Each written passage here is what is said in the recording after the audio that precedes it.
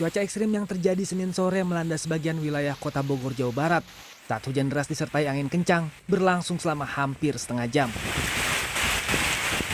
Sebuah kamera pengawas kantor bahkan merekam detik-detik reklame raksasa tumbang menimpa kendaraan parkiran. Selain itu, angin kencang juga menyapu atap dan plafon gedung diklat BPJS di Jalan Dadali hingga ambrol dan berterbangan ke jalan raya. Akibatnya mobil dan motor yang melintas di lokasi rusak tertimpa material gedung serta pohon tumbang. Saya udah tahu bahwa ini akan ada tumbang. Nah, akhirnya saya ngambil kanan. Kalau nggak ngambil kanan itu, ya wassalam saya di kiri. Kayak gitu. Nah, setelah itu udah ada ke depan kayak gini. Nah, akhirnya saya mundur. Kalau nggak mundur ya, atap kepala saya, kabin saya. Kayak gini tuh. Terus? Langsung aja angin, hujan angin gitu. Memang dulu di sini sengaja. Hujan. Karena hujannya deras sih, itu sih. Ini motor Akang ketimpa?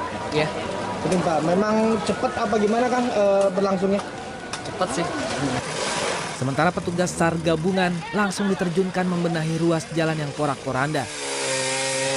Kejadian ini tidak menelan korban jiwa, namun belasan titik pohon tumbang dipastikan menutup badan jalan utama.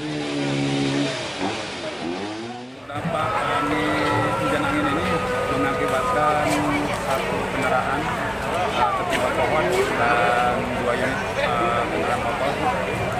Kebetulan motor itu lagi berdiri di bawah pohon dan kemudian yang mengakibatkan kendaraan itu lagi melintas di area Jalan Dadali sehingga menyebabkan nanti adanya pohon tumbang ini.